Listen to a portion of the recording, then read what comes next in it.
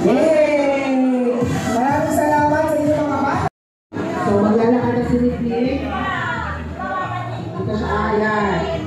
Oh, lakas na itong palo ha, para mabasag yung palo yun. Okay. Dito sa si Nick. 1, 2, 3. Oh. Go! Oh. Wow!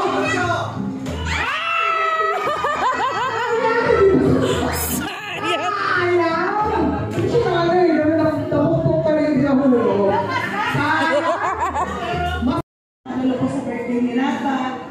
In behalf of his daddy po na nasa dagat ngayon, nagpapasalamat po kami sa pagmamahal niyo kay Rafa. Ayan lang ba? Thank you. Alright, maraming salamat.